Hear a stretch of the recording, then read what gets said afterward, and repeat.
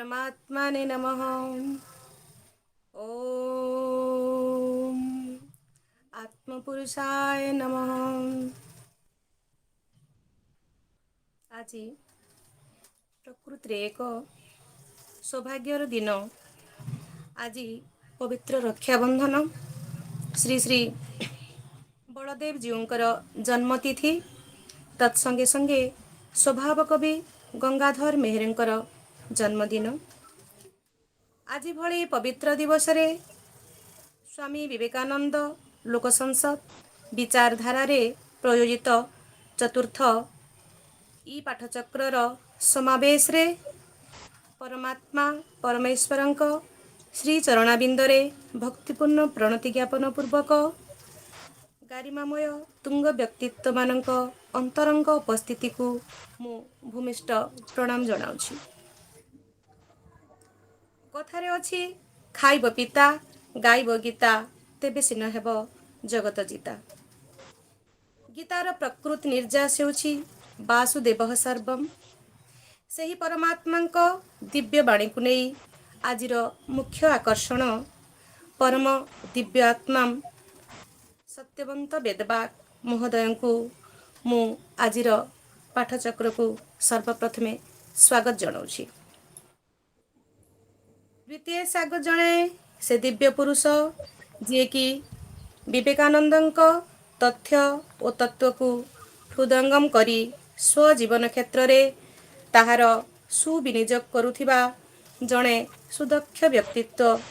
ସେ ଆଉ କେହି ନୁହନ୍ତି, ଆମ ରାଜ୍ୟ ବିଚାରଧାରାର ଉପାଧ୍ୟକ୍ଷ ଡକ୍ଟର ଛାୟାକାନ୍ତ ଷଡ଼ଙ୍ଗୀ ମହୋଦୟଙ୍କୁ ସ୍ୱାଗତ ଜଣାଉଛି।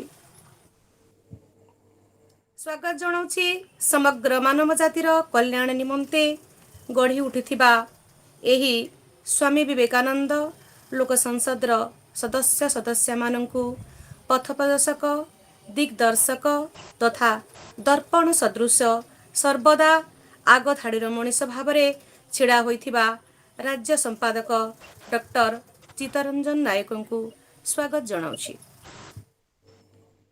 ଏହି ସମାବେଶର ଅନ୍ୟତମ ଅତିଥି, ଯାହାଙ୍କ ଗାରିମାମୟ ଉପସ୍ଥିତି ସଂସଦକୁ ଆଲୋକିତ କରେ, ଯାହାଙ୍କ ଯଶସ୍ୱିନୀ ଆଲୋଚନା ଅଗଣିତ ଶ୍ରୋତାଙ୍କୁ ପ୍ରଲୁବ୍ଧ କରେ, ସେ ହେଉଛନ୍ତି ପଶ୍ଚିମାଞ୍ଚଳର ସଂଯୋଜକ ଶ୍ରୀମାନ ସୀମାଞ୍ଚଳ ମିଶ୍ର।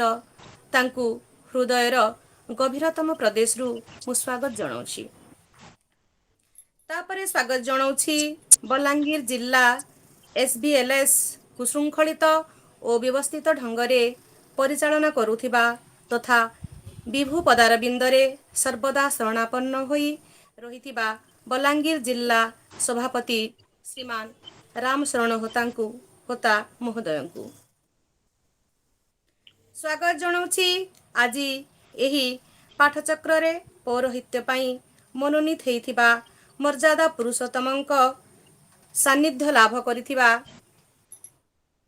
ତାଙ୍କ ପ୍ରିୟ ଅନୁଜଙ୍କ ନାମକୁ ଧାରଣ କରିଥିବା ସିଦ୍ଧ ବ୍ୟକ୍ତିତ୍ୱ, ସେ ଆଉ କେହି ନୁହନ୍ତି, ଡକ୍ଟର ଲକ୍ଷ୍ମଣ କୁମାର ମେହେର। ତାଙ୍କୁ ମୁଁ ସ୍ୱାଗତ ଜଣାଉଛି। ଏତଦ୍ ବ୍ୟତୀତ କାର୍ଯ୍ୟକ୍ରମରେ ସାମିଲ ହୋଇଥିବା ଅଧ୍ୟାପକ କବିରାଜ ଭୋଇ, ରାଜୀବ ଲୋଚନ ଆଚାର୍ଯ୍ୟ, ବିପିନ ବିହାରୀ ରାଉତ ମହୋଦୟ ଓ ରାଜ୍ୟର କୋଣ ଅନୁକୋଣରେ ଏହି ପାଠଚକ୍ରରେ ସାମିଲ ହୋଇଥିବା ଜ୍ଞାନୀ ଗୁଣୀ ସଜ୍ଜନ ମଣ୍ଡଳୀକୁ ମୁଁ ସବିତା ମହରା ସ୍ୱାଗତ ଜଣାଉଛି। ଆଜି ପବିତ୍ର ଦିବସରେ ପଶ୍ଚିମ ଓଡ଼ିଶା ତଥା ସମଗ୍ର ଓଡ଼ିଶାର ବୀରପୁତ୍ର ସ୍ୱଭାବ କବି ଗଙ୍ଗାଧର ମେହେରଙ୍କର ଜନ୍ମଦିବସ ହୋଇଥିବାରୁ ମୁଁ ଶ୍ରୀ ରାଜୀବ ଲୋଚନ ଆଚାର୍ଯ୍ୟଙ୍କୁ ଗଙ୍ଗାଧର ମେହେରଙ୍କର କବିତା ପାଠ ଓ ଚିରାଚରିତ ପ୍ରଥା ଅନୁସାରେ ବିବେକ ବାଣୀ ପଢ଼ିବାକୁ ନିବେଦନ କରୁଛି। ଧନ୍ୟବାଦ, ନମସ୍କାର।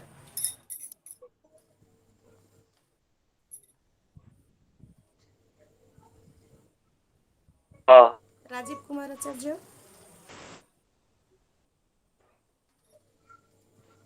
ହ୍ୟାଲୋ। ରାଜୀବ ଲୋଚନ ସାର୍।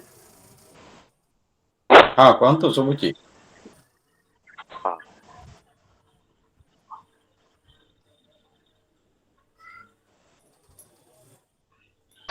କବି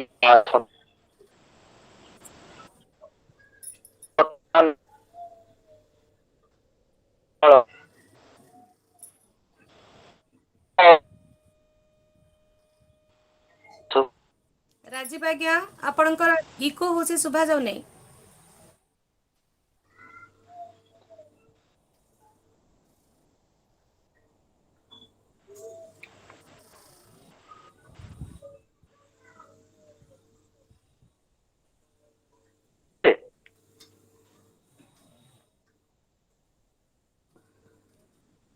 हेलो हाँ ଆଜ୍ଞା ଏବେ ଶୁଭିଲା ଏବେ ଶୁଭିଲା ସାର୍, हेलो ଏବେ ଶୁଣା ଶୁଭିଲା। ଯାଉଛି ସାର୍। नव हेलो नव दिगंत फूल गंध नव सरस बारिचांद नव विहग मधुर तान शिशु कमल गान नव प्रफुल्ल कमल कानन नव सुकुमार शिशु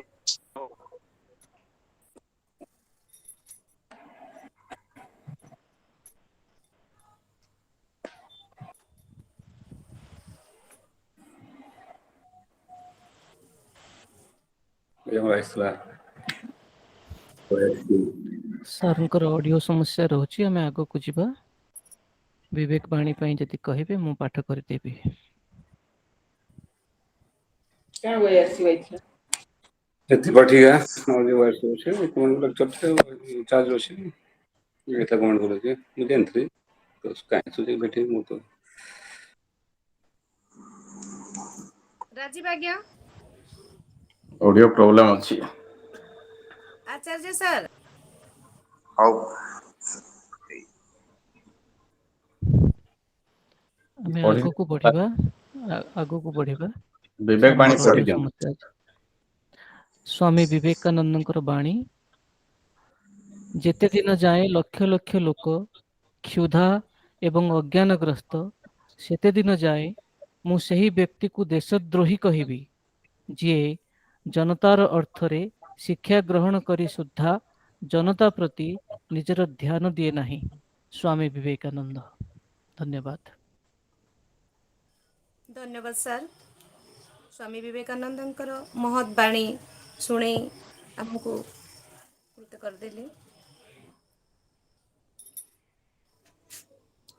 ଆଜିର ଏହି ପାଠଚକ୍ରକୁ ସୁଚାରୁ ରୂପେ ପରିଚାଳନା କରିବା ପାଇଁ ଯାହାକୁ ମୁଁ ନିବେଦନ କରିବି, ସେ ଜଣେ ସୁଦକ୍ଷ ଅଧ୍ୟାପକ, ଆକାଶବାଣୀ ବଲାଙ୍ଗୀରର ସଂଯୋଜକ, ଜଣେ କବି, ଜଣେ କଳାକାର।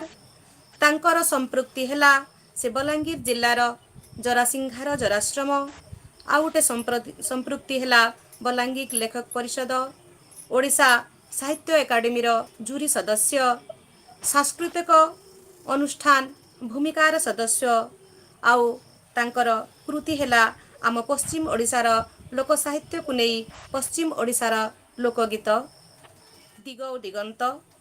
ତାଙ୍କ ସମାଲୋଚନାର ଭୀତି ଓ ଭୂତି, କୃଷିଭିତ୍ତିକ ଲୋକ ସଂସ୍କୃତି, ଏମିତି ଅନେକ କିଛି। ତାଙ୍କ ବ୍ୟକ୍ତିତ୍ୱକୁ ଆମେ ଏଠି କହିବା ମୋ ପକ୍ଷରେ ତ ମୁଁ ଭାବୁଛି ସମ୍ଭବ ହେବ ନାହିଁ। ସେ ଆଉ କେହି ନୁହନ୍ତି ଶ୍ରୀମାନ ଡକ୍ଟର ଲକ୍ଷ୍ମଣ କୁମାର ମେହେର। ମୁଁ ତାଙ୍କୁ ନିବେଦନ କରିବି ସେ ଆଜି ସଭାପତି ଆସନରେ ଅଳଙ୍କୃତ ହୋଇ ସଭା କାର୍ଯ୍ୟକୁ ସୁପରିଚାଳନା କରିବେ। ମୁଁ ଅନୁରୋଧ କରୁଛି ଡକ୍ଟର ଲକ୍ଷ୍ମଣ କୁମାର ମେହେରଙ୍କୁ ସ୍ୱାଗତ ଜଣାଉଛି। ନମସ୍କାର ସାର୍। ନମସ୍କାର, ଧନ୍ୟବାଦ ସଂଯୋଜିକା ସବିତା ମହରା ମ୍ୟାଡ଼ାମ। କାର୍ଯ୍ୟକ୍ରମରେ ଯୋଗଦାନ କରିଥିବା ସମସ୍ତ ସଜ୍ଜନ ମାନଙ୍କୁ ସାରସ୍ୱତ ପ୍ରଣାମ ଜଣାଉଛି। ପ୍ରିୟ ଆତ୍ମ, ପ୍ରତ୍ୟେକ ଦିନ ସୂର୍ଯ୍ୟ ଉଦୟ ହେଉଛନ୍ତି, ଅସ୍ତ ମଧ୍ୟ ହେଉଛନ୍ତି। ପ୍ରକୃତି ପୂର୍ଣ୍ଣ ଧରାପୃଷ୍ଠ ତାର କାୟା ବିସ୍ତାର କରି ସେମିତି ହିଁ ରହିଛି। ସମୟକ୍ରମେ ଏହି ଧରାଧାମରେ ମହାନ ମହାନ ରାଜା, ମନ୍ତ୍ରୀ, ଜନନେତା, ଚିନ୍ତାନାୟକ ଦାର୍ଶନିକ ମାନଙ୍କର ଆବିର୍ଭାବ ଘଟିଥାଏ। ଏମାନେ ଆସନ୍ତି ଏବଂ ଯାଆନ୍ତି ମଧ୍ୟ, ହେଲେ ସମସ୍ତଙ୍କୁ ସମାଜ ଗ୍ରହଣ କରେ ନାହିଁ। ଯେଉଁମାନେ ସମାଜକୁ ସମାଜ ଭାବରେ ବଞ୍ଚାଇ ରଖନ୍ତି, ସମାଜ ଗଠନରେ ଯେଉଁମାନଙ୍କର ଗୁରୁତ୍ୱପୂର୍ଣ୍ଣ ଭୂମିକା ଥାଏ, ତାଙ୍କୁ କେବେ ସମାଜ ଭିତରୁ ଏଡ଼ି ଦେଇ ହେବନି ଏ ସୃଷ୍ଟି ଥିବା ପର୍ଯ୍ୟନ୍ତ। ସେଇଥିପାଇଁ ତ ଆଜି ଆମେ ସ୍ୱାମୀ ବିବେକାନନ୍ଦ ଲୋକ ସଂସଦ ଗଠନ କରିଛୁ। ବିଭିନ୍ନ ମହାପୁରୁଷ ଦାର୍ଶନିକ ମାନଙ୍କ ଦର୍ଶନକୁ ନେଇ ଚର୍ଚ୍ଚା କରୁଛୁ। ବଡ଼ କଥା ହେଉଛି ଭାରତ ବର୍ଷର ମାଟି ପାଣିରେ ଏମାନେ ସମସ୍ତେ ଆଧ୍ୟାତ୍ମିକ ବନ୍ଧନରେ ଆବଦ୍ଧ। ସେମିତି ଆଜି ପରି ପବିତ୍ର ଶ୍ରାବଣ ପୂର୍ଣ୍ଣିମା ତିଥିରେ ଉତ୍କଳ ମାତାର ଜଣେ ଯୋଗ୍ୟତମ ସନ୍ତାନର ଜନ୍ମ ଦିବସ। ସେହି ମହାନ ଆତ୍ମାକୁ ସମ୍ମାନ ଦେଇ ଆଜି ସାରା ଭାରତ ବର୍ଷ ଗଙ୍ଗାଧର ଜୟନ୍ତୀ ପାଳନ କରୁଛି। ଆପଣମାନେ ଥରେ ଅନୁଭବ କରନ୍ତୁ, ଗଙ୍ଗାଧର ନାମଟି ଉଚ୍ଚାରଣ କଲେ ଶରୀର ସ୍ୱତଃ ରୋମାଞ୍ଚିତ ହୋଇ ଉଠେ। କାହିଁକି ନା ପ୍ରଥମ ଶ୍ରେଣୀରୁ MA, MPhil ଏପରିକି OS କମ୍ପିଟେଟିଭ ପରୀକ୍ଷା ପର୍ଯ୍ୟନ୍ତ ଗଙ୍ଗାଧରଙ୍କ ଧାଡ଼ିଟିଏ କିମ୍ବା ସ୍ମୃତିବିମ୍ବଟିଏ ନିହାତି ଭାବେ ନିହିତ ଥାଏ। ଏଇଟା ଏ ମାଟି ପାଇଁ, ଓଡ଼ିଆ ଜାତି ପାଇଁ, ଭାଷା ପାଇଁ କମ୍ ଗୌରବର କଥା ନୁହେଁ। ଗୋଟିଏ କଥା ଦେଖନ୍ତୁ, ଆମ ଦେଶରେ ହଜାର ହଜାର ସାହିତ୍ୟିକ, ମନ୍ତ୍ରୀ, ନେତା, ପ୍ରତିଷ୍ଠିତ ବ୍ୟକ୍ତି ରହିଛନ୍ତି। ନିଜ ନିଜର ଦକ୍ଷତା ପ୍ରତିପାଦନ କରି ଚାଲି ଯାଉଛନ୍ତି, କିନ୍ତୁ ସ୍ୱଭାବ କବି ଗଙ୍ଗାଧରଙ୍କ ଜୟନ୍ତୀ ଅତ୍ୟନ୍ତ ହର୍ଷୋଲ୍ଲାସର ସହିତ ମଫସଲରୁ ସହର ପର୍ଯ୍ୟନ୍ତ ଯେପରି ଅନୁଷ୍ଠିତ ହୋଇଥାଏ, ତାହା ଅନ୍ୟମାନଙ୍କ କ୍ଷେତ୍ରରେ ଦେଖାଯାଏ ନାହିଁ। ଗଙ୍ଗାଧର ପ୍ରଥମେ ଜଣେ ସାଧାରଣ ମଣିଷ, ପରେ କବି, ତାପରେ ଦାର୍ଶନିକ। ଓଡ଼ିଶାର ଆଗ ଧାଡ଼ିର ସାହିତ୍ୟିକମାନେ ଗଙ୍ଗାଧରଙ୍କୁ ରବୀନ୍ଦ୍ରନାଥ ଟାଗୋରଙ୍କ ସହିତ ତୁଳନା କରନ୍ତି। ଥରେ ଓମାର ଖୟାମ ମହିମା କବିତା ଉପରେ ମତ ଦେଇ ଲେଖିଥିଲେ, ଗଙ୍ଗାଧର ମେହେର ଯଦି ତପସ୍ୱିନୀ, ପଦ୍ମିନୀ, ଉତ୍କଳ ଲକ୍ଷ୍ମୀ, ଇନ୍ଦୁମତୀ, କୀଚକବଧ, ରସରତ୍ନାକର ଭଳି କାବ୍ୟ ନ ଲେଖି କେବଳ ଛୋଟ ମହିମା କବିତାଟି ଲେଖିଥାନ୍ତେ, ତଥାପି ତାଙ୍କୁ ବିଶ୍ୱକବିର ଆଖ୍ୟା ଦିଆଯାଇଥାନ୍ତା। ଓଡ଼ିଆ ପାଠକ ହୃଦୟରେ କବି ଚିରଦିନ ଅମର ହୋଇ ରହିଥାନ୍ତେ। କବିଙ୍କ ଅନେକଟି କବିତା ବିଭୁ ଚେତନା ଉପରେ ଆଧାରିତ। ଭଗବତ ଚିନ୍ତାଧାରା ଥିଲା ତାଙ୍କର ଆଦର୍ଶ। ଭଗବତ ଗୀତା ହେଉଛି ଭାରତୀୟ ସଂସ୍କୃତିର ବଳିଷ୍ଠ ସ୍ୱାକ୍ଷର। ଏହା ଗୁରୁ ଶିଷ୍ୟ ପରମ୍ପରାର ଏକ ସମର୍ଥ ଉଦାହରଣ। ବିଷମ ସମୟରେ ସଦ୍ଗୁରୁର ଭୂମିକା କେତେ ମହତ୍ୱପୂର୍ଣ୍ଣ, ତାହାର ଜୀବନ୍ତ ବାର୍ତ୍ତା ଆମେ ଗୀତାରେ ଦେଖିବାକୁ ପାଉ। ଆତ୍ମା ପରମାତ୍ମାର ତତ୍ତ୍ୱ ରୂପ, କର୍ତ୍ତବ୍ୟର ଗୁରୁତ୍ୱ, ଏପରିକି ଭଗବାନ ଶ୍ରୀକୃଷ୍ଣଙ୍କ ଅଲୌକିକ ମହିମାର କଥାୟନର ସ୍ୱର ହୃଦୟକୁ ପୁଲକିତ ଏବଂ ପବିତ୍ର କରିଦେଇଥାଏ।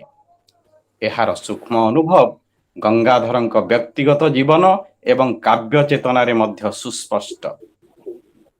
ଏ ସମ୍ପର୍କରେ କବିପୁତ୍ର ଭଗବାନ ମେହେର ପିତୃ ପ୍ରସଙ୍ଗ ପୁସ୍ତକର 31 ପୃଷ୍ଠାରେ ଲେଖିଛନ୍ତି, ଅନନ୍ତ ବ୍ରହ୍ମାଣ୍ଡର ଜଣେ ସର୍ବଶକ୍ତିମାନ କର୍ତ୍ତା ବା ବିଧାତା ଅଛନ୍ତି। ଏହି ବିଶ୍ୱାସ ତାଙ୍କର ସୁଦୃଢ଼ ଥିଲା। ସମଗ୍ର ଦୃଶ୍ୟମାନ ଜଗତରେ ସେ ଭଗବତ ସତ୍ତା ଅନୁଭବ କରୁଥିଲେ ଏବଂ ଈଶ୍ୱରଙ୍କ ରହସ୍ୟମୟ ସୃଷ୍ଟିର ଅପୂର୍ବ ସାରବତ୍ତା ହୃଦୟଙ୍ଗମ କରି ବିମୁଗ୍ଧ ହେଉଥିଲେ। କବିତାରେ ବ୍ୟବହୃତ ବିଶ୍ୱଜୀବନ, ବିଶ୍ୱ ସମ୍ରାଟ, କରୁଣା ସିନ୍ଧୁ ଶବ୍ଦଗୁଡ଼ିକ ତାଙ୍କର ଈଶ୍ୱର ପ୍ରୀତିର ଅନ୍ୟତମ ପ୍ରମାଣ। ପଶ୍ଚିମ ଓଡ଼ିଶା ତଥା ବଲାଙ୍ଗୀର ଅଞ୍ଚଳରେ ଏକ ପ୍ରବାଦ ଅଛି, ବୁଝ କି ନାଇଁ ବୁଝ ଗା ଗୀତା, ଆରୁ ରୁଚୁ କି ନାଇଁ ରୁଚୁ ଖା ପିତା। ଏଣୁ ଗୀତାର ମହନୀୟତାକୁ ଲକ୍ଷ୍ୟ କରି ଆଜି ବଲାଙ୍ଗୀର ଶାଖା ତାର ଚତୁର୍ଥ ଇ ପାଠଚକ୍ରରେ ଗୀତା ବାଣୀ ମା ସୂଚକ ଶୀର୍ଷକ ରଖିଛି ଏବଂ ଜିଲ୍ଲା ସାରା ଖୋଜି ଖୋଜି ରାଜେନ୍ଦ୍ର ମହାବିଦ୍ୟାଳୟର ଅବସରପ୍ରାପ୍ତ ଅଧ୍ୟକ୍ଷ ଶ୍ରୀମାନ ସତ୍ୟବନ୍ତ ବେଦବାଗ ମହାଶୟଙ୍କୁ ଆଜିର ଆଲୋଚକ ଭାବେ ଉପଯୁକ୍ତ ମଣି ଗୁରୁ ଦାୟିତ୍ୱ ଅର୍ପଣ କରିଛି। ଆଜ୍ଞା ଜଣେ ସୁବକ୍ତା ଧର୍ମ ଏବଂ କର୍ମକୁ ପାଥେୟ କରି ଅଦ୍ୟାବଧି ଲେଖାଲେଖି କରି ଚାଲିଛନ୍ତି। ଏହା ବ୍ୟତୀତ ବର୍ତ୍ତମାନ ବଲାଙ୍ଗୀର ବ୍ରାହ୍ମଣ ମହାସଭାର ସଭାପତି ଏବଂ ଓଡ଼ିଶାର ଅବସରପ୍ରାପ୍ତ କର୍ମଚାରୀ ସଂଘର ସଭାପତି ଦାୟିତ୍ୱରେ ରହି ସମାଜ ସେବାରେ ବ୍ରତୀ। ଏକାଧିକବାର ବିଦେଶ ଯିବା ଭଳି ସୁଯୋଗ ତାଙ୍କ ଭାଗ୍ୟରେ ଜୁଟିଛି। ସେହି ମହାନ ପ୍ରତିଭାବାନ ବିଜ୍ଞ ପୁରୁଷଙ୍କୁ ବଲାଙ୍ଗୀର ଶାଖା ତରଫରୁ ପ୍ରଣାମ ଜଣାଇବା ସହିତ ଆଲୋଚନା ଆଡ଼କୁ ଅଗ୍ରସର ହେବା ପାଇଁ ଅନୁରୋଧ କରୁଛି। ବେଦବାଗ ଆଜ୍ଞା ମହାଶୟ, ଆପଣଙ୍କର ବକ୍ତବ୍ୟ ଆରମ୍ଭ କରନ୍ତୁ। ଧନ୍ୟବାଦ। ଓମ୍ ଶ୍ରୀକୃଷ୍ଣ ଗୋବିନ୍ଦ ହରେ ମୁରାରେ हे राम नारायण वासुदेव श्री गुरु चैतन्य हे आत्मदेव हे मात दुर्गे हर विश्वनाथ वसुदेव सुतं देवं कंस चाणूरमर्दनं देवकी परमानन्दं कृष्णं वन्दे जगद्गुरुं पार्थाय प्रतिबोधितं भगवता नारायणेन स्वयं व्यासेन कृता पुराणमुनिनां मध्ये महाभारतम् अद्वैतामृतवर्षिणीं भगवतीं अष्टादशाध्यायिनीम् अम्ब त्वामनुसन्दधामि भगवद्गीते भवद्वेषिणीम्। स्वामी विवेकानंद लोक संसद बलांगीर शाखा विचारधारा द्वारा प्रायोजित ई पाठचक्र आजिर सम्माननीय सभापति डॉक्टर लक्ष्मण मेहर महोदय, संयोजिका मैडम सविता मोहरा महाशया, कर्मकर्ता वृंद डॉक्टर छायाकांत षडंगी, सीमाचल मिश्र, रामशरण होता एवं अन्यान्य समस्ते एवं जो सुधीवृंद ये उपस्थित अच्छा पाठचक्र भाग ने समस्त को मोर सप्रेम नमस्कार।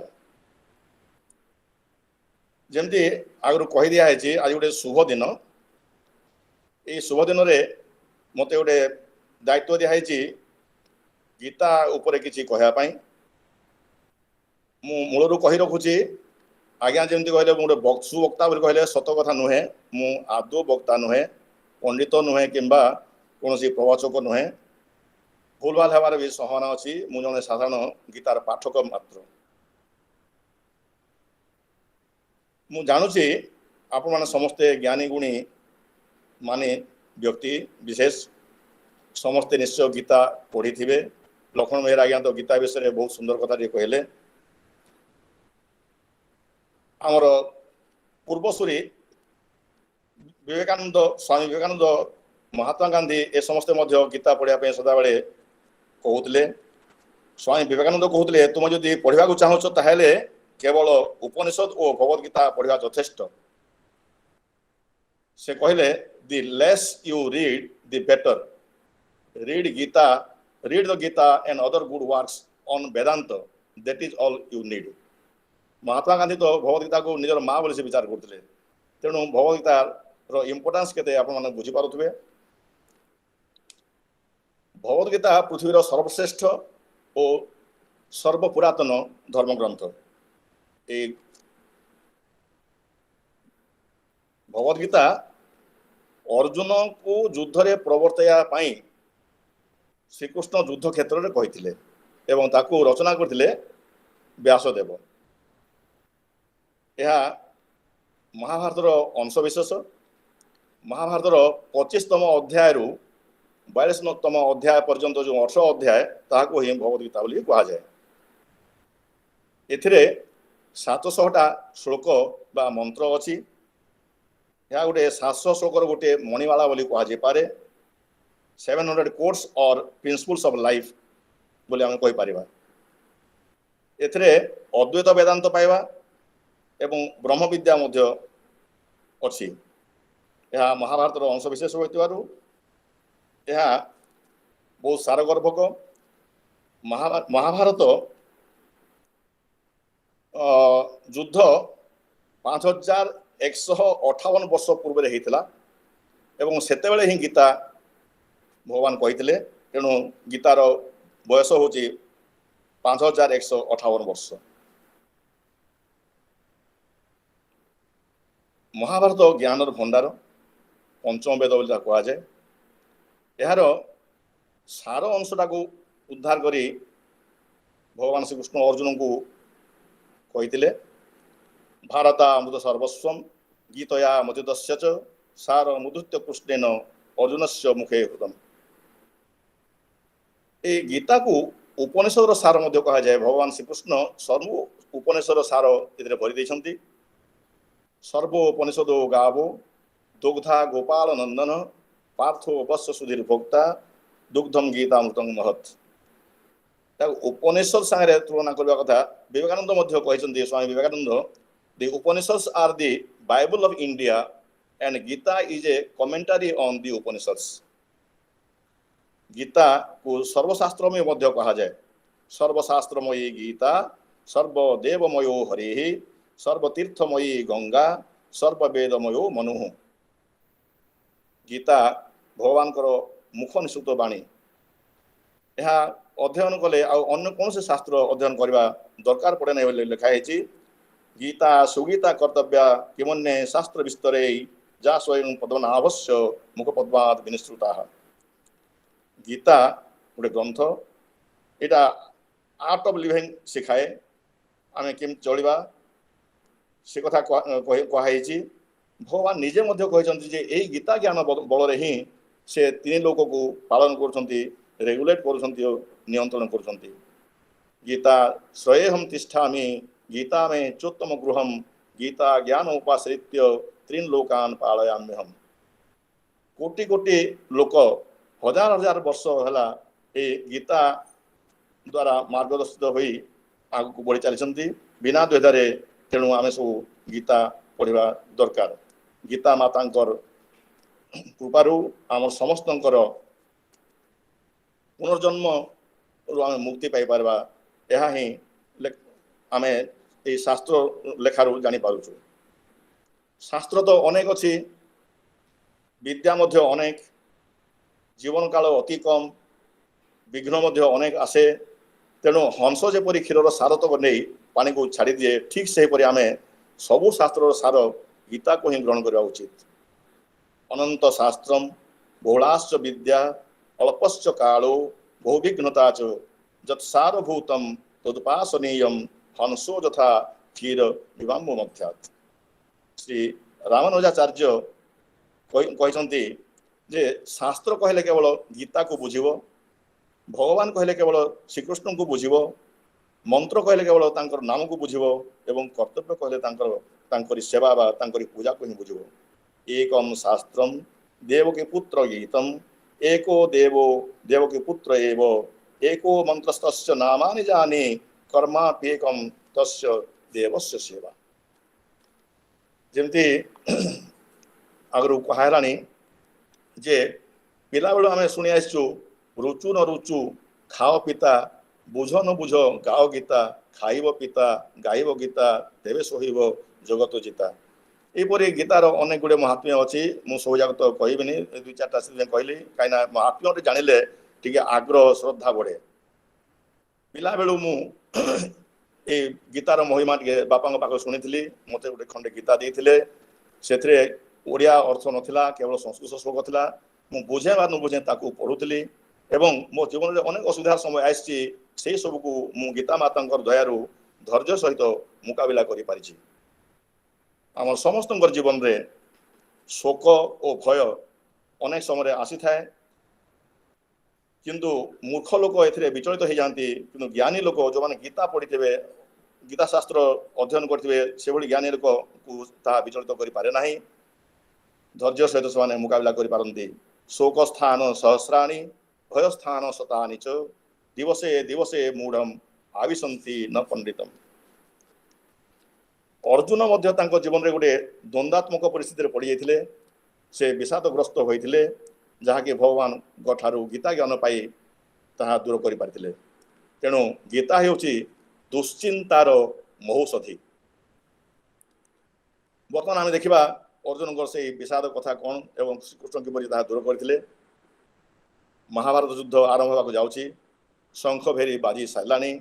पांडव पक्षर 7 अक्षौणी सैन्य गोटे पटे छिड़ा होइछन्ति।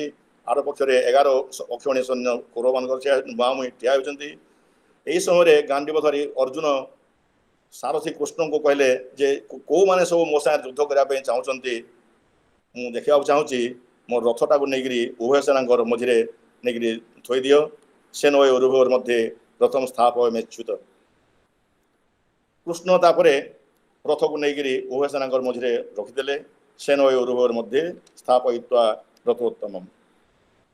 अर्जुन से सेना दुई मझे छिड़ा हुई उभय आड़े सब आड़े टिके देखिले से कौन देखिले तत्रा पश्यन्त सीतान पार्थ पितृनथ पिता महान आचार्यान मातुलान भ्रातॄन् पुत्रान पौत्रान सखींस तथा ससुरान सौदरंश्चैव सेनयोरुभयोरपि। से क्या देखिले तांकर पिता सदृश लोक सब अछंती। पितामह मान सब अछंती। आचार्य अछंती। गुरु द्रोण अछंती। तांकर मामू गुड़ाक अछंती। भाई गुड़ाक अछंती। पुओ गुड़ाक पुतरा गुड़ाक नाती गुड़ाक सांगसाथी माने शशुर गुड़िक एवं बंधु बांधव समस्ते चारिपटे भर्ती हो अछंती। सेमान को देखा द्वारा तांकर मन में गोटे कातर भाव आसीगला। मन में विषाद भरीगला। देह थरी उठिला। मुह सुखीगला। हाथरू गांडीव धनु खसी पड़ला पर है। मन को अनेक गुड़े पाप छुईला। से शेष में श्रीकृष्ण को कहीदे ना मु आ युद्ध करें बंधु कुटुंब को लोक मारी पारि ना एवं मारी मु पाप भागे हेबी ना। कुलक्षय जनित दोषर भागीदार होगा चाहूना। कुलक्षय हेले कुलधर्म नष्ट हो जाए। स्त्री लोक मैंने दूषिता हो जाती। वर्णशंकर जात हे। वर्णशंकर जात हेले पितृपुरुष पानी टे पाइपर ना। तेणु एत दोष कर युद्ध जयलाभ कर राजभोग कर कौन मोर दरकार ना। आहरी सामना अच्छा भीष्म द्रोण प्रभृति पूज्य व्यक्ति तांकु सरसंधान करी मु किपरि युद्ध करी ना मु युद्ध करि ना। कथम भीष्म महम संख्ये द्रोणंच मधुसूदन ईश्युभि प्रतिजोष्यामि उजारहा परिसूदन। यह कहीकि से बसी पड़े आ युद्ध करी कहले एवं कृष्ण कहले जे मु कौन करी विचार करि पारु नाही। मोर मुंड काम करू नाही। कौन कले मो पाई कल्याणकर हेबो किछि भाबी पारु नाही। बर्तमान मु आपन पाखरे आपन गुरु करुछि। आपन मोर गुरु मु आपन शिष्यत्व ग्रहण करुछि। मु आपन शिष्य मते गुरु भाव रे मते शिक्षा दियंतु। मो पाई जहा कल्याणकर हेबो से कथा मते कहंतु। मु आपन उपदेश को ग्रहण करिवि। से कहले कार्पण्य दोषो पहद स्वभाव पृच्छामि तम धर्म सम्मूढ़ चेता जत्रेहस्य अनिश्चितम गृहीतन्मे शिष्यस्तेहम साधिमाम तम प्रपन्नम। यापरे जगतगुरु श्रीकृष्ण शिष्य अर्जुन को उपदेश देवार आरंभ कले एवं सही जो उपदेश देले ताहा हैला पृथ्वी प्रसिद्ध मानव जातिर कल्याणकारी जीवन दर्शन बा जीवन संहिता। भगवत गीता भगवान अनेक कथा कहिसंती। सब कथा तो ये कहबिनी मुझे बाछि नहीं गोटे कथा जे अष्टादश अध्याय रे शेष उपदेश जो सरुची गोटे श्लोक कहते सर्वधर्मान परित्यज्य मामेकम शरणं व्रज अहम त्वा सर्व पापेभ्यो मोक्षयिष्यामि मा शुच। मा शुच माने चिंता करो नहीं।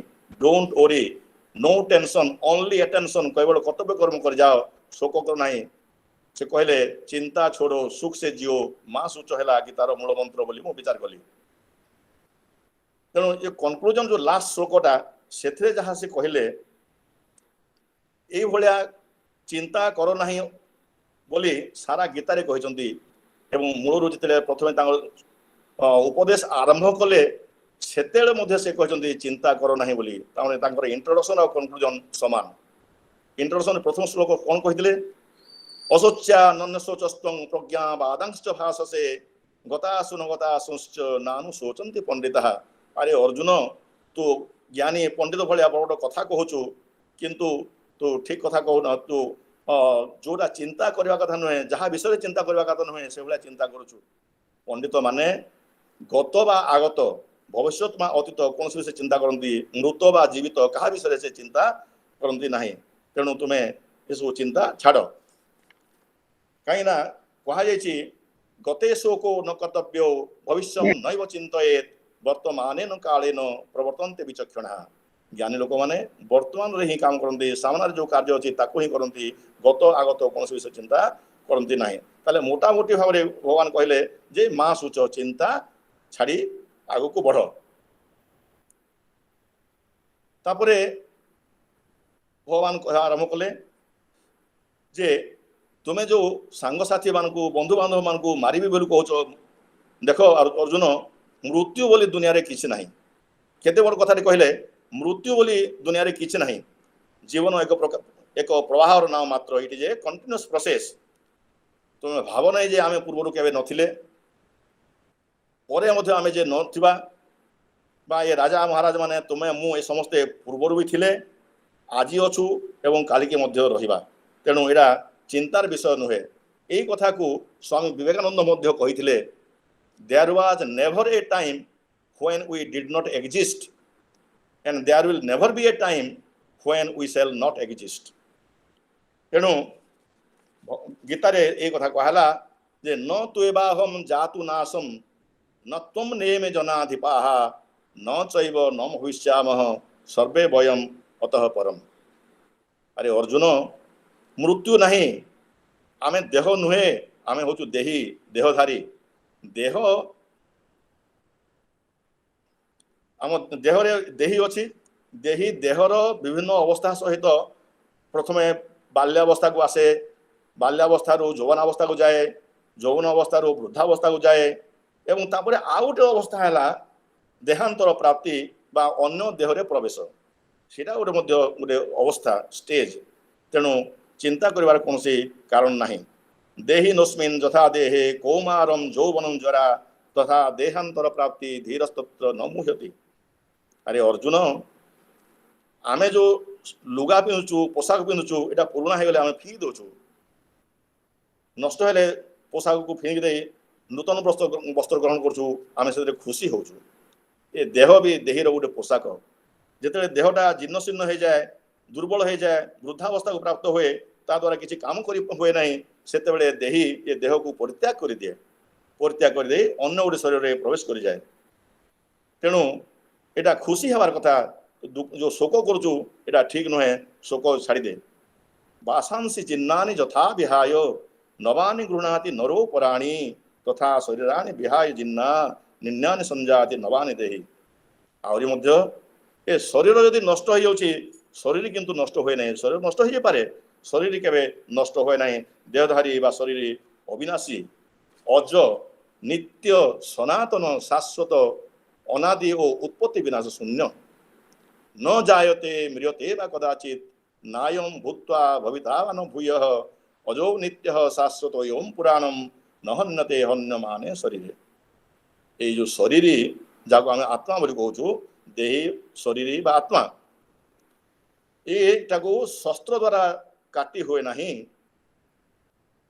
निआरे पोड़ी हुए नहीं पानी रे ओदा करी हुए नहीं बा पवन रे सुखई हुए नहीं यहाँ अच्छेद्य अदाह्य अक्लेद्य अशोष्य यह हूँ नित्य शाश्वत सर्वव्यापी अपरिवर्तनीय चिरस्थायी और सनातन नैनम छिन्नन्ति शस्त्राणि नैनम दहति पावकः न चैनम क्लेदयन्त्यापो न शोषयति मारुतः अच्छेद्योऽयम् अदाह्योऽयम् अक्लेद्यो शोष्य एव च नित्यः सर्वगतः स्थाणुरचलयम् सनातनः ये आत्मा बा देही यार गोटे प्रत्यक्ष दृष्टिगोचर हुए नहीं ये केवे प्रत्यक्ष दृष्टि देखी हुए नहीं प्रत्यक्ष दृष्टिगोचर हुए नहीं यहाँ चिंतार बाहर चिंतार विषय नुहे यह विकार शून्य अपरिवर्तनीय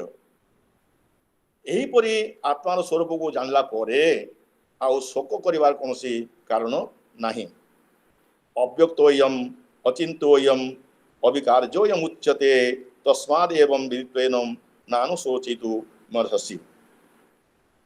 मृत्युर आशंका ए देहर न थाए, मृत्यु हुए नहीं जदि समस्त शरीर जेते प्राणी अछंती दुनिया रे कहारी मध्य आत्मा बा देहीर मृत्यु हुए नहीं ताकू बोध करा जाई पारे नहीं।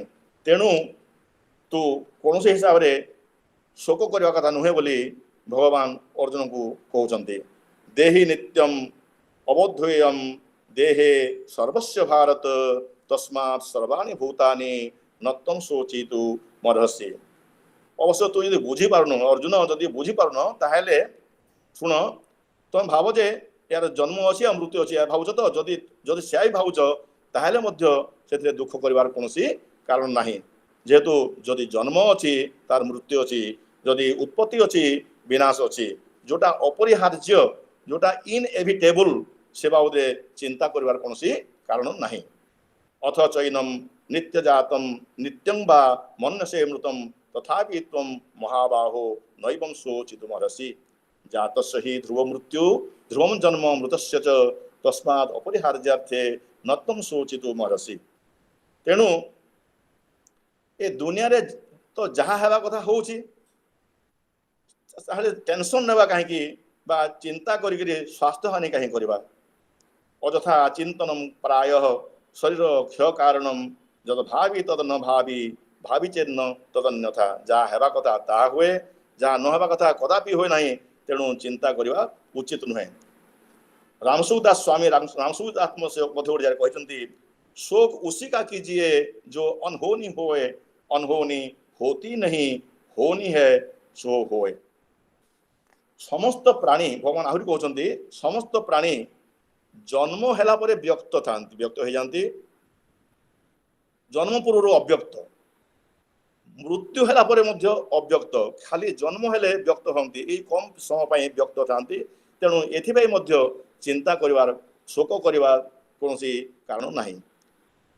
भगवान कहले अव्यक्तादीनि भूतानि व्यक्त मध्यानि भारत अव्यक्त निधना नैव तत्र का परिदेवना। तेणु मृत्यु हुए एक कथा छाड़ी चिंता छाड़ी दे, कहारी मृत्यु हुए नहीं बोली एपर्यंत कही चलले। तापर से कहउचंती अर्जुन तुम निजर क्षत्रिय धर्म को विचार करो, क्षत्रिय धर्म को विचार कले मध्य तुम शोक करिवार कोनोसी कारण नाही।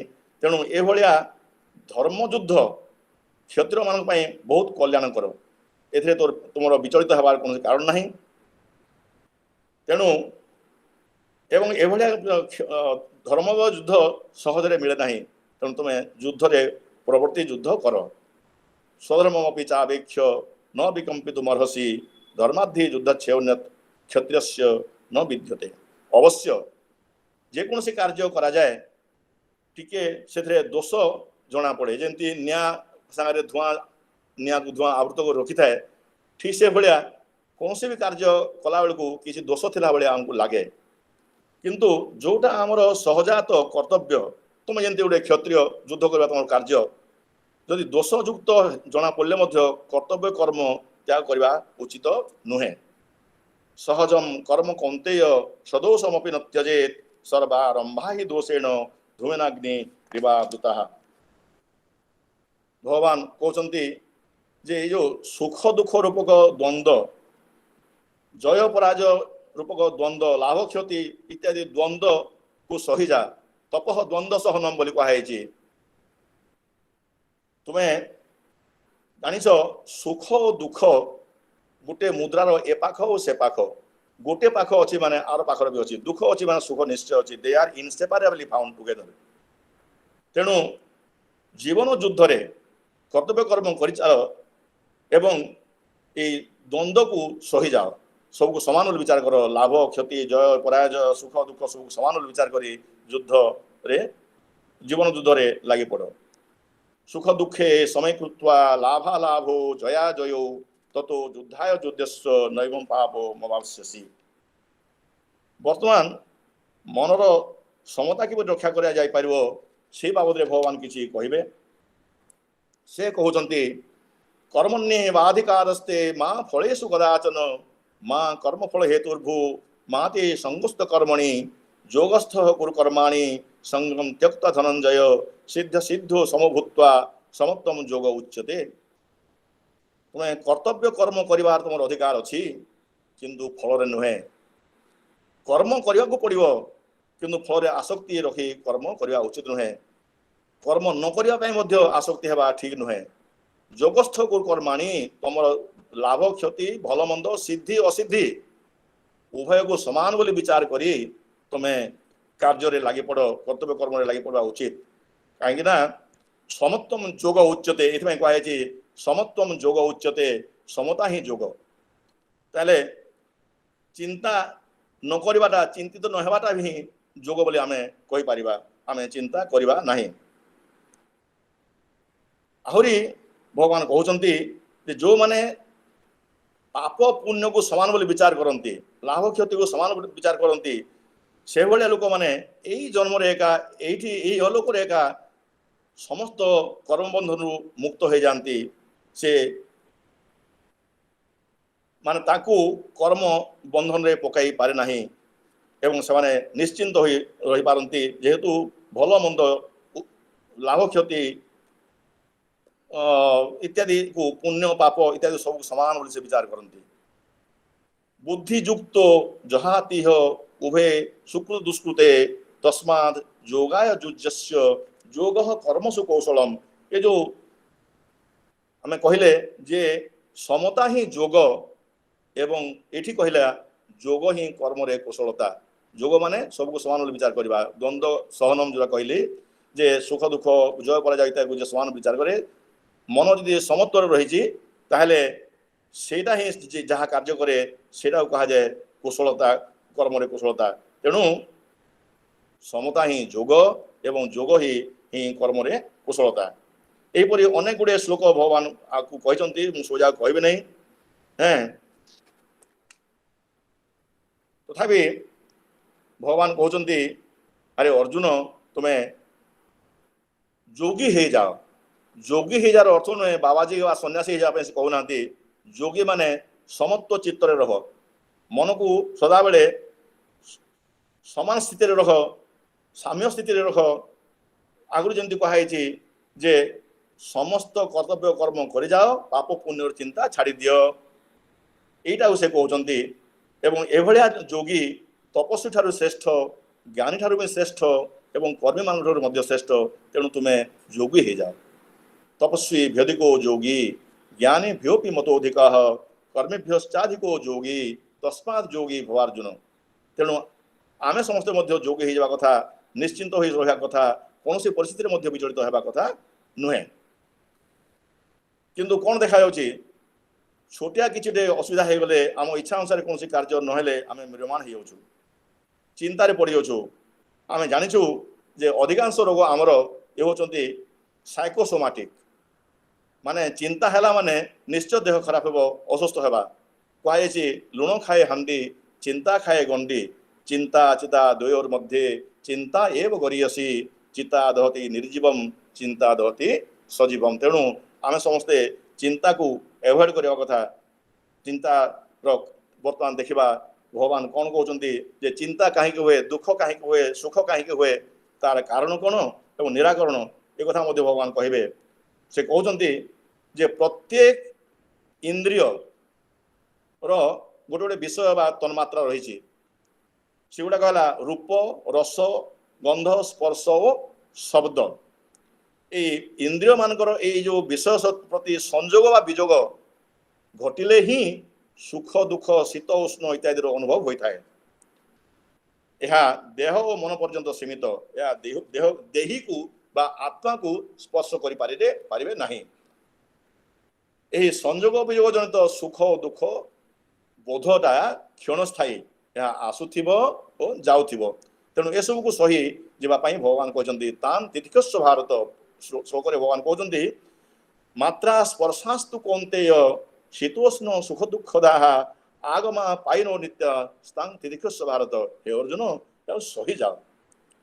भगवान पुणी कहते जे जो जहाँ को जो लोक को जो धैर्यशाली लोक व्यक्ति को सुख दुख କିଛି କରିପାରେ ନାହିଁ, ସୁଖ ଦୁଃଖକୁ ସମାନରେ ଯିଏ ବିଚାର କରେ ଏବଂ ଏ ଯେଉଁ ସଂଯୋଗ ବିଯୋଗ ଇନ୍ଦ୍ରିୟର ବିଷୟ ସହିତ ସଂଯୋଗ ବା ବିଯୋଗ ଯଦି ଯାହାକୁ ବ୍ୟାକୁଳ କରିପାରେ ନାହିଁ, ସେଭଳିଆ ଲୋକ ଅମରତ୍ୱ ପାଇବାକୁ ଯୋଗ୍ୟ ବିବେଚିତ ହୁଏ ବୋଲି ଭଗବାନ ପରବର୍ତ୍ତୀ ଶ୍ଲୋକରେ କହିଛନ୍ତି ଯେ ଜମହୀନ ବ୍ୟଥୟନ୍ତେ ତେ ପୁରୁଷମ ପୁରୁଷର୍ଷଭ ସମଦୁଃଖ ସୁଖମ ଧୀରମ ସମୃତ୍ୱାୟ କଳ୍ପଦେ। ଭଗବାନ କହୁଛନ୍ତି କୌଣସି ପରିସ୍ଥିତିରେ ମଧ୍ୟ ଦୁଃଖୀ ହେବା କଥା ନୁହେଁ, ସଦାବେଳେ ଖୁସି ରହିବା କଥା, ମନ ପ୍ରସନ୍ନ ରଖିବା କଥା, ଆନନ୍ଦିତ ରହିବା କଥା। ଆନନ୍ଦ ରହିଲେ ବୁଦ୍ଧି ସ୍ଥିର ରହେ ଏବଂ ଅବିଚଳିତ ରହିଥାଏ ଏବଂ ଆନନ୍ଦ ରହିଲେ ହିଁ ଦୁଃଖର ବିନାଶ ହୋଇଥାଏ। ତେଣୁ ସଦାବେଳେ ଖୁସି ରୁହ ବୋଲି ଭଗବାନ କହୁଛନ୍ତି। ପ୍ରସାଦେ ସର୍ବ ଦୁଃଖାନାମ ହାନିରସ୍ୟୋ ପଜାୟତେ ପ୍ରସନ୍ନ ଚେତସୋ ହ୍ୟାସୁ ବୁଦ୍ଧି ପର୍ଯ୍ୟବତିଷ୍ଠତେ। ତେଣୁ ଭଗବାନ ପୁଣି କହୁଛନ୍ତି ସବୁ ସହିଯାଅ, ଚିନ୍ତା କର ନାହିଁ, ସୁଖ ଦୁଃଖ ପ୍ରଭୃତି ଦ୍ୱନ୍ଦ୍ୱରୁ ମୁକ୍ତ ରୁହ, ଅଭିମାନ ଶୂନ୍ୟ ମୋହ ରହିତ ହୁଅ, କୌଣସି ଇନ୍ଦ୍ରିୟ ବିଷୟ ପ୍ରତି ଆସକ୍ତି ରଖ ନାହିଁ, କୌଣସି କାମନା ରଖ ନାହିଁ, ପରମାତ୍ମାଙ୍କ ଠାରେ ନିତ୍ୟ ନିରନ୍ତର ସଂଯୁକ୍ତ ରୁହ, ଶେଷରେ ତୁମେ ଅବିନାଶୀ ପରମ ପଦ ପରମାତ୍ମାଙ୍କୁ ପ୍ରାପ୍ତ ହେବ ବୋଲି କହୁଛନ୍ତି। କ'ଣ କହୁଛନ୍ତି? ନିର୍ମାଣ ମୋହା ଜିତ ସଙ୍ଗ ଦୋଷା ଅଧ୍ୟାତ୍ମ ନିତ୍ୟା ବିନିବୃତ୍ତ କାମା ଦ୍ୱନ୍ଦ୍ୱେର ବିମୁକ୍ତା ସୁଖ ଦୁଃଖ ସଙ୍ଗେ ଗଚ୍ଛନ୍ତ ମୂଢା ପଦମବ୍ୟମ ତତ୍। ବର୍ତ୍ତମାନ ଭଗବାନ କହୁଛନ୍ତି ଯେ ଆମେ ଯେଉଁ ଥରେ ଥରେ ଭାବୁ ଏହା କରିବା ଉଚିତ, ସେୟା କରିବା ଉଚିତ, ଏହା କରିଥିଲେ ଭଲ ହୋଇଥାନ୍ତା, ସେୟା କରିଥିଲେ ଭଲ ହୋଇଥାନ୍ତା, ଏହା କରିବା ଠିକ ହେଲା ନାହିଁ, ସେୟା କରିବା ଠିକ ହେଲା ନାହିଁ, ଏହା କରିବିନି ସେୟା କରିବିନି, ଏ ଯେଉଁ ଆମର ମନରେ ଚିନ୍ତା ଆସେ, ସେଇ ବାବଦରେ ଭଗବାନ ବର୍ତ୍ତମାନ କହୁଛନ୍ତି ଯେ ଏଗୁଡ଼ା ତମ ଅଧୀନରେ ନୁହେଁ। ପ୍ରକୃତି ହିଁ ତାର କାର୍ଯ୍ୟ ସେ କରିଯାଏ। ଜ୍ଞାନୀ ମାନେ ମଧ୍ୟ ପ୍ରକୃତିରେ ବଶ ହୋଇ କର୍ମ କରିଥାନ୍ତି। ତେଣୁ ଏସବୁ ଚିନ୍ତା କରିବାର ବୃଥା ବୋଲି କହୁଛନ୍ତି। ସଦୃଶମ ଚେଷ୍ଟତେ ସ୍ୱସ୍ୟାଃ ପ୍ରକୃତିରେ ଜ୍ଞାନବାନପି ପ୍ରକୃତି ଜାନ୍ତି ଭୂତାନି ନିଗ୍ରହ କିମ୍ କରିଷ୍ୟତି। କହୁଛନ୍ତି ଅର୍ଜୁନକୁ ଭଗବାନ ଯେ ତୁମେ ଯଦି ଭାବୁଛ ଅହଙ୍କାର ବଶତଃ କହୁଛ ନା ନା ମୁଁ ଯାହା ଚାହୁଁଛି ତାହା କରିପାରିବି, ସେଟା ବୃଥା। ତମେ ଯୁଦ୍ଧ କରିବିନି କହୁଛ ନା, ତମେ ବାଧ୍ୟ ଯୁଦ୍ଧ କରିବ। ପ୍ରକୃତି ତୁମକୁ ନିଶ୍ଚୟ ଯୁଦ୍ଧରେ ଲଗାଇଦେବ। ତମର ଏ ଯେଉଁ ଚିନ୍ତା କରୁଛ ଯୁଦ୍ଧ କରିବିନି, ସେଟା ନିଶ୍ଚୟ ତମର ମିଥ୍ୟା ବୋଲି ପ୍ରମାଣିତ ହେବ। ତମକୁ ଯୁଦ୍ଧ କରିବାକୁ ହିଁ ପଡ଼ିବ। ଯଦହଙ୍କାରମାଶ୍ରିତ୍ୟ ନଜୋସ୍ୟ ଇତି ମନ୍ୟସେ ମିଥ୍ୟେଷ ବ୍ୟବସାୟସ୍ତେ ପ୍ରକୃତିସ୍ତ୍ୱାଂ ନିୟୋକ୍ଷ୍ୟସି ସ୍ୱଭାବଜେନ କୌନ୍ତେୟ ନିବଦ୍ଧ ସ୍ୱେନ କର୍ମଣା କର୍ତ୍ତୁମ୍ ନେଚ୍ଛସି ଜନ୍ମୋହାତ୍ କରିଷ୍ୟସ୍ୟ ବଶୋପି ତତ୍। ଦେଖିବାକୁ ଗଲେ ପ୍ରକୃତିରେ ଆମେ କୌଣସି କାର୍ଯ୍ୟର କର୍ତ୍ତା ନୋହୁଁ। ଆମେ ଅନେକ ଲୋକ ହୁଅନ୍ତି ମୁଁ କର୍ତ୍ତା ବୋଲି, କିନ୍ତୁ ପ୍ରକୃତିରେ ନୁହେଁ। ଯେଉଁମାନେ ମୂର୍ଖ ଲୋକ, ଅହଙ୍କାରୀ ଲୋକ, ସେମାନେ ହିଁ ମୁଁ କର୍ତ୍ତା ବୋଲି କହିଥାନ୍ତି। ପ୍ରକୃତି ତାର ଗୁଣ ଗୁଡ଼ିକ ଦ୍ୱାରା ହିଁ କାର୍ଯ୍ୟ କରାଇ ନେଉଛି। ଅହଙ୍କାର ବଶତଃ ଅଜ୍ଞାନୀ ଲୋକ ନିଜକୁ କର୍ତ୍ତା ବୋଲି ଭାବେ ଏବଂ ଅଯଥା ଟେନସନ୍ ନିଏ। ପ୍ରକୃତି ହେ କ୍ରିୟମାଣାନି ଗୁଣୈଃ କର୍ମାଣି ସର୍ବଶଃ ଅହଙ୍କାର ବିମୂଢ଼ାତ୍ମା କର୍ତ୍ତା ହମିତି ମନ୍ୟତେ। ଆମେ ଦେଖିଛୁ ଯେଉଁ ଯନ୍ତ୍ର ସାହାଯ୍ୟରେ କାଠର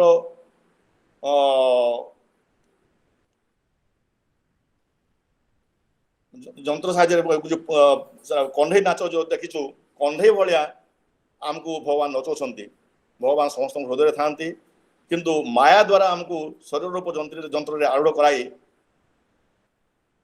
ଆମ ନିଜର ସ୍ୱଭାବ ଅନୁସାରେ, ପ୍ରକୃତି ଅନୁସାରେ ଆମକୁ ଘୁରାଇ ଚାଲିଛନ୍ତି। ଆମେ ନିଜର ସ୍ୱାଧୀନତା ନାହିଁ। ଆମେ ତାଙ୍କର ଯେମିତି ନଚଉଛନ୍ତି ଆମେ ସେମିତି ଏକା ନାଚୁଛୁ। ଭଗବାନ ଏଇଟା କହୁଛନ୍ତି ଯେ ଈଶ୍ୱର ସର୍ବଭୂତାନାଂ ହୃଦ୍ଦେଶେର୍ଜୁନ ତିଷ୍ଠତି ଭ୍ରାମୟନ୍ ସର୍ବଭୂତାନି ଯନ୍ତ୍ରାରୂଢ଼ାନି ମାୟୟା।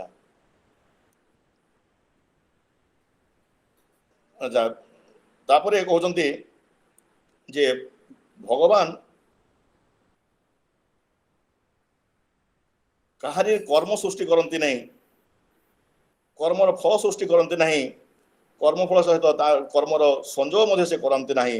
ଏସବୁ ଯାହା ବି ହେଉଛି ନିଜର ସ୍ୱଭାବ ଦ୍ୱାରା ହେଉଛି। ସ୍ୱଭାବ ହିଁ କାର୍ଯ୍ୟ କରେଇ ଚାଲେ। न कर्तृत्वं न कर्माणि लोकस्य सुहृदि प्रभुः न कर्मफल संयोगम स्वभावस्तु प्रवर्तते। भगवान आहरी कहते जे विज्ञ लोक तत्वज्ञानी माने सदाबले भावी नियंती जे मु कर्ता नुहे मोर इंद्रिय माने जहाँ सब करबा कथा करि जाउछंती मु किछि करे नाही एटा ही तत्वविद माने विचार करथांती आमर देखिबा सुनिबा छुईबा सुंघिबा खाइबा चला बुला करिबा निश्वास मारिबा कथा भाषा होइबा मलमूत्र त्याग करिबा धरिबा आखि खोलिबा बंद करिबा इत्यादि जहाँ सब कार्य होची इंद्रिय माने तांकर विषय को नहीं सब कार्य करि चली थांती भगवान कहते नैव किंचित करोमीति युक्तो मन्येत तत्त्वविद पश्यन् शृण्वन् स्पृशन् जिघ्रन् अस्नन् गच्छन् स्वपन् श्वसन् कलपन् विसृजन् गृह्णन् उन्मिषन् निमिषन्नपि इंद्रियाणि इंद्रियार्थेषु वर्तन्त इति धारयन् ताने ए सब जहाँ कथा कहा होची ताने आमे कर्ता नुहे आमको प्रकृति बा स्वभाव काम कराउछि इवन एमती भी कहउछन्ति भगवान जे आम मन रे जो भाव गुडाक जात हुए एटा मध्य मो ठारु आउछि बोली भगवान कहउछन्ति आमे प्रकृति सेथे मध्य पराधीन 20 प्रकार भाव आसे बोली भगवान कहउछन्ति एटा तांको ठारु आसे बुद्धि ज्ञानम असम्मोह क्षमा सत्यम दमः सम सुखम दुखम भवो भावो भयंचा भयमेव च अहिंसा समता तुष्टि तपोदानम जसो जसः भवन्ति भावा भूतानाम मत एव पृथक विधा ताहेले स्वाधीनता आमर कोठी रहला जे आमे चिंतित हेबा प्रकृति भगवान कहउछन्ति जे भक्त को चिंता करिवार दरकार नाही मते जे अनुसरिक रहे मोते जे सदा बेले चिंतन करथाय मो पाखरे से युक्त होई जे सदा बेले रही थाए मु तार समस्त संपत्ति जहाँ भी अछि ताको मु रक्षा करे एवं जहाँ नाही ताको मु जोगै दिए तेणु मोर भक्तर कौन चिंता करिवार दरकार पड़े नाही कहउछन्ति अनन्यश्चिन्तयन्तो मां जे जनाः पर्युपासते तेषां नित्याभियुक्तानां योगक्षेमं वहाम्यहम् भगवान भक्तर कदापि पतन हुए नाही नमे भक्त प्रणश्यति बोले भगवान कहउछन्ति एवं भक्त सदा बेले कहे डर काहाकू भय काहाकू ठाकुरे अछन्ति चहुबाहाकू जो भक्त आत्मकल्याण पाई भगवत मार्ग रे चली थाए तार इह लोक बा परलोक रे कोनसिटारे तार विनाश होय नाही बोली भगवान कहउछन्ति तार दुर्गति होय नाही बोली भगवान कहउछन्ति पार्थ नैवेह न उत्र विनाशस्तस्य विद्यते नहि कल्याण कृत कश्चित दुर्गतिम तात गच्छति ए संसारटा ईश्वरंकर मायार खेल ईश्वर की माया कभी छाया बोली कहा जाए तांकर माया बड़ दुस्तर तांकर त्रिगुणमयी माया को तोरिया बहुत कष्टकर किंतु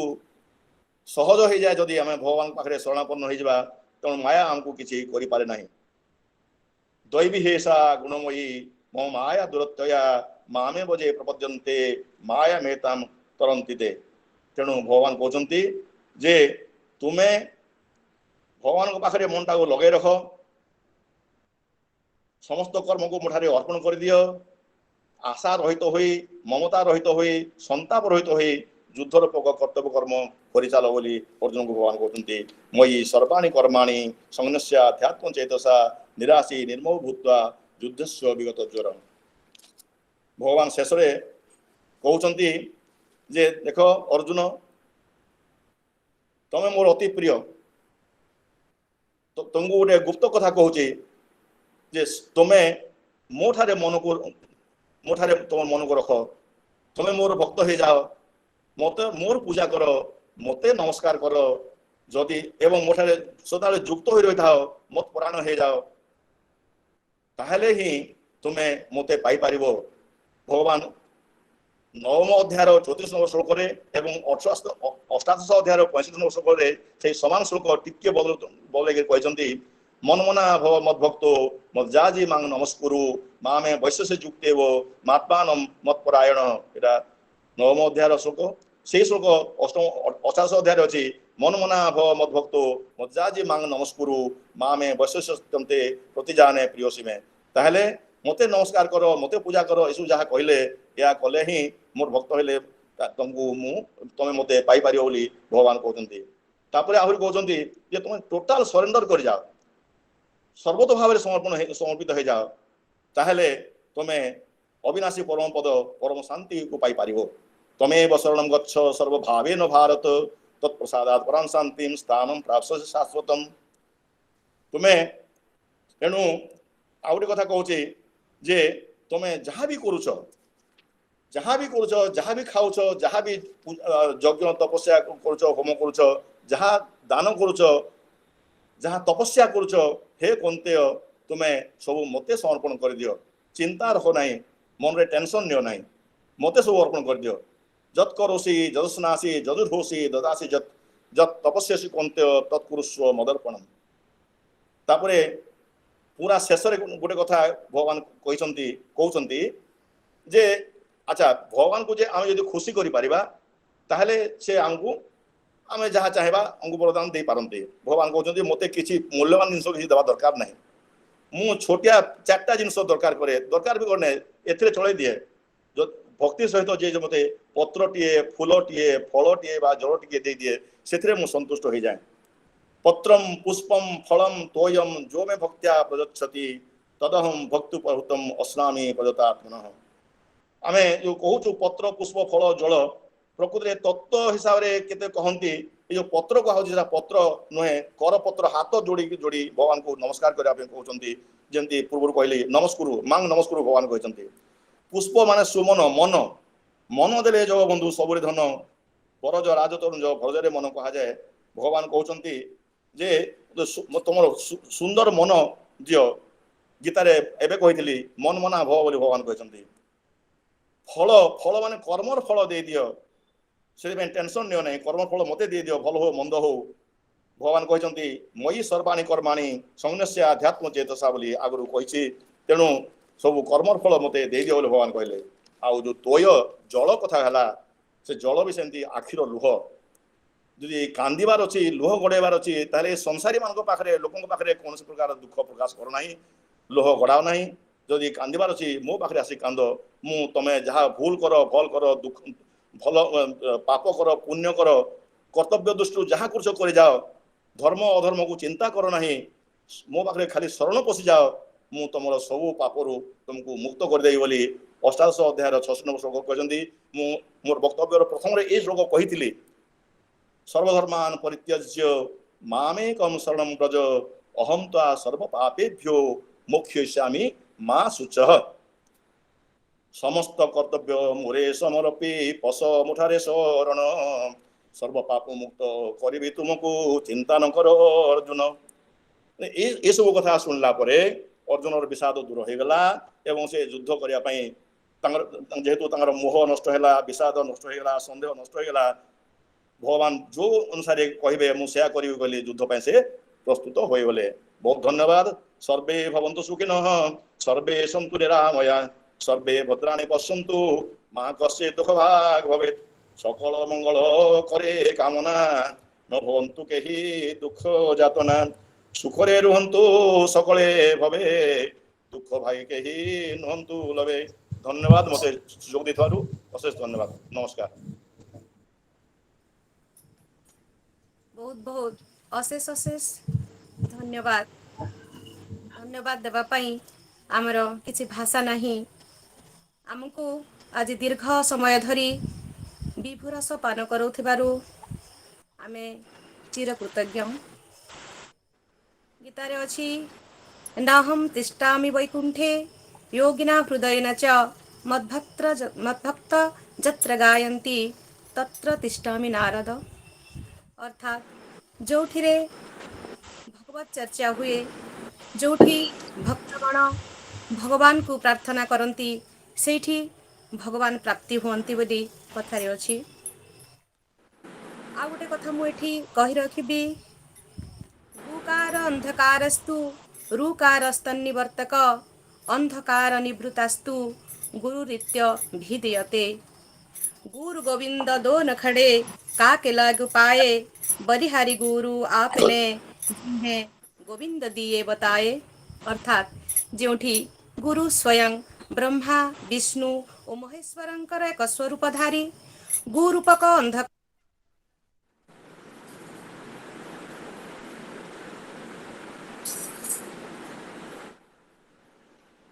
ମ୍ୟୁଟ ଅନୁରୋଧ ହେଇଯାଇଛି, କରନ୍ତୁ, ଆପଣ ମ୍ୟୁଟ ହେଇଯାଇଛନ୍ତି। ମ୍ୟୁଟ ହେଇଯାଇଛି। ମ୍ୟୁଟ।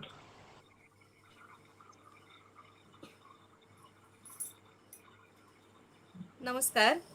ଆଜି ଦୀର୍ଘ ସମୟ ଧରି ଆମମାନଙ୍କୁ ବିଭୁ ରସ ପାନ କରାଉଥିବା ବେଦବାଗ ମହୋଦୟଙ୍କୁ ଧନ୍ୟବାଦ ଦେବା ସମ୍ଭବ ହୋଇପାରୁନାହିଁ।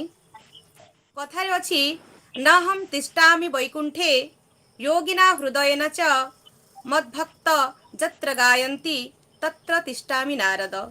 ଯେଉଁଠୁ ଭଗବାନଙ୍କର ଚର୍ଚ୍ଚା ହୁଏ, ଯେଉଁଠୁ ଭକ୍ତଗଣ ବିଭୁରସ ପାନ କରନ୍ତି, ସେଇଠି ହିଁ ନାମ ସଂକୀର୍ତ୍ତନ କରନ୍ତି, ସେଇଠି ହିଁ ଭଗବାନ ସ୍ୱୟଂ ବିଦ୍ୟମାନ ହୁଅନ୍ତି।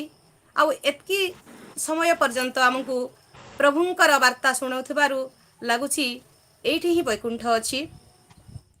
ଗୁକାର ଅନ୍ଧକାରସ୍ତୁ ରୁକାରସ୍ତନ୍ନିବର୍ତ୍ତକ ଅନ୍ଧକାର ନିବୃତ୍ତାସ୍ତୁ ଗୁରୁରିତ୍ୟ ବିଧୀୟତେ। ପୁଣି ଗୋଟେ କଥା ଅଛି, ଗୁରୁ ଗୋବିନ୍ଦ ଦୋନ ଖଡ଼େ କାକେ ଲାଗୁ ପାଏ ବଲିହାରି ଗୁରୁ ଆପନେ ଜିହ୍ନେ ଗୋବିନ୍ଦ ଦିଏ ବତାଏ। ଯେଉଁ ଗୁରୁ ସ୍ୱୟଂ ବ୍ରହ୍ମା ବିଷ୍ଣୁ ମହେଶ୍ୱରଙ୍କର ଏକ ସ୍ୱରୂପଧାରୀ,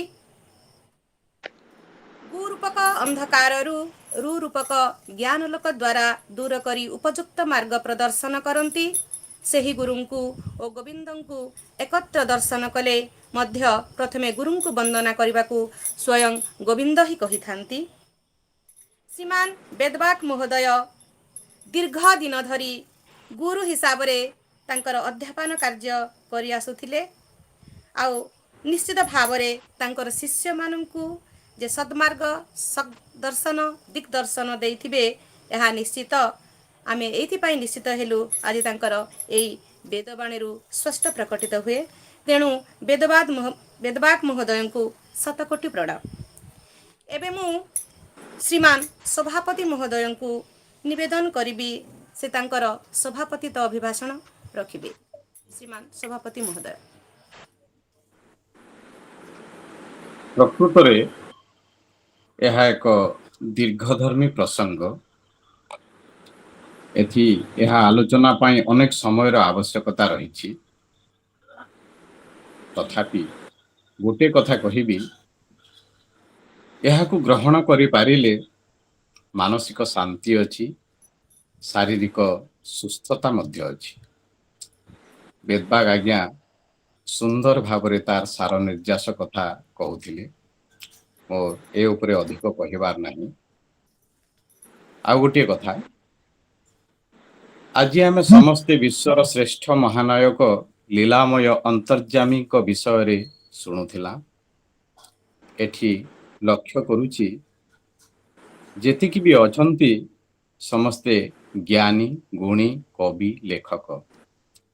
ସେ ଏତିକି ଆଶୀର୍ବାଦ କରନ୍ତୁ, ସମସ୍ତଙ୍କ ଶବ୍ଦର ଜୟ ହେଉ, କଲମର ଜୟ ହେଉ। ସମସ୍ତଙ୍କୁ ନମସ୍କାର। ହଉ, ସମସ୍ତଙ୍କୁ ନମସ୍କାର। ଧନ୍ୟବାଦ ସଭାପତି ମହୋଦୟ। ଏବେ ମୁଁ ଅଧ୍ୟାପକ କବିରାଜ ଭୋଇଙ୍କୁ ନିବେଦନ କରିବି, ସେ ଶାନ୍ତି ପାଠ କରିବେ। ଧନ୍ୟବାଦ ଦେବେ।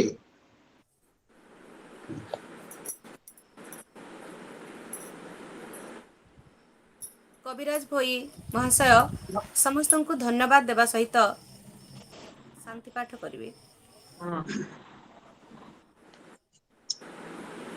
ସମସ୍ତଙ୍କୁ ଆଜିର ଏହି ମଙ୍ଗଳ ମୁହୂର୍ତ୍ତରେ ଆନ୍ତରିକ ନମସ୍କାର। ଡେରି ହେଇଗଲା। ବିବେକାନନ୍ଦ ଲୋକ ସଂସଦ ପଶ୍ଚିମ ସମ୍ଭାଗର ମୁଖ୍ୟ ଶ୍ରୀଯୁକ୍ତ ସୀମାଞ୍ଚଳ ମିଶ୍ର ମହୋଦୟଙ୍କ ଅନୁରୋଧ ରକ୍ଷା କରି କବିତା ମାଧ୍ୟମରେ ଧନ୍ୟବାଦ ପର୍ବ ସମାପନ କରିବାକୁ ମୋର ଏକ କ୍ଷୁଦ୍ର ପ୍ରୟାସ। ଯଦି କିଛି ତ୍ରୁଟି ପରିଲକ୍ଷିତ ହୁଏ କ୍ଷମା ଗୁଣରେ ମାର୍ଜନା କରିବା ହେବେ। ପାଠଚକ୍ରେ ଉପସ୍ଥିତ ଜ୍ଞାନୀ ଗୁଣୀ ଜନ ସମସ୍ତଙ୍କୁ ହୃଦୟରୁ ଭକ୍ତିର ପ୍ରଣାମ। ବଲାଙ୍ଗୀର ଜିଲ୍ଲାର ଚତୁର୍ଥ ପାଠଚକ୍ର ଓହୋ କି ମଧୁ ଝରଇ ଗୀତାମୃତ ମନ୍ତ୍ର। ଆଜି କବି ଗଙ୍ଗାଧରଙ୍କର ପୁଣ୍ୟ ଜନ୍ମ ତିଥି, ତେଣୁ ଭକ୍ତି ଶ୍ରଦ୍ଧାଞ୍ଜଳି ଅର୍ଘ୍ୟ ଦେଲେ ସଭାପତି।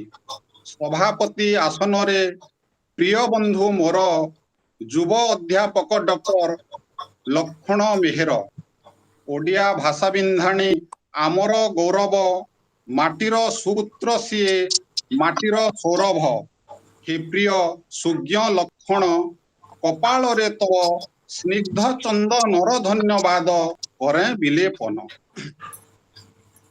शिक्षयित्री सविता मोहरा मसुना भौणी सुंदर संयोजना रे मन नेले किणी शब्द पुष्पे गुंथी वाक्य हार सुशोभित श्रोता जन मन कले पूर्ण आह्लादित धन्य तब शब्द संयोजना धन्यवाद श्रद्धा पुष्पे करिब मो घेना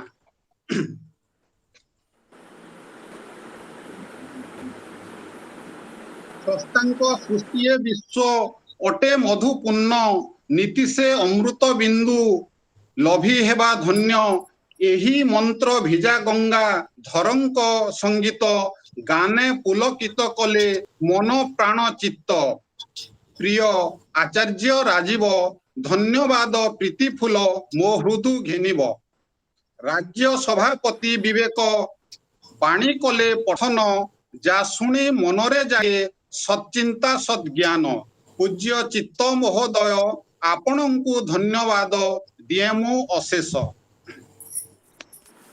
मुख्य वक्ता पूज्य श्री सत्यवंत वेद बाक राजेंद्र महाविद्यालय प्राक्तन अध्यक्ष जा नाम परिप्रकाश भावरे अर्थरे समन्वय कर्मवाणी चिंता यथार्थरे सदा सत्य वदंती जे वेदवाक्ये निपुण ए मंचरे पाई ताकू हेलु महाधन्य संक्षेपरे ढालिले गीता मृत सार तत्व विमुग्ध चित्तरे प्राण हेला पुलकित यथार्थरे बांटिले से गीता मृत रस जालभी मन प्राण लभिला सरस खोजी नबाए शब्द की भाषा रे आपणଙ୍କୁ देवी धन्यवाद जेते धन्यवाद देले निश्चय हेबी न्यून क्षमा गुण बही मते करिवे मार्जन कृतज्ञता जणाए मु विनम्र भावरे ऋणी करिदेले आसी ए सभा मंचरे धन्यवाद संगे घेन कोटि नमस्कार धन्यवाद संगे घेन कोटि नमस्कार वेदवाक महाशय ज्ञानर भंडार धन्यवाद दिए जिल्ला कर्मकर्ता गण मो पूज्य गुरुजी राम शरणे शरण श्रीजुक्त छायाकांत षडंगी ओ विपिन राउत सन्निधाने मनोबल हुए द्विगुणित चित्त सीमांचलंकर सुचिंतित चित्त अनेक छंती राज्य कर्मकर्ता वृंद हे महानुभव गण समस्ते धन्यवादर पात्र अटंती आपण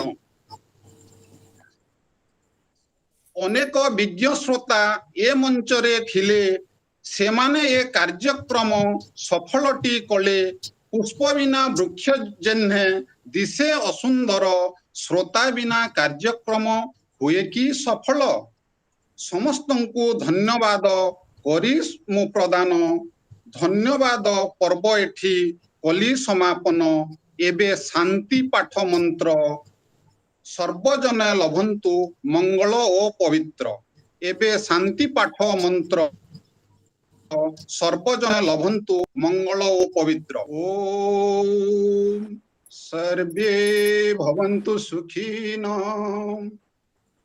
सर्वे सन्तु निरामय सर्वे भद्राणि पश्यन्तु मा कश्चित् दुर्भाग् भवेत् ओम शांति शांति शांति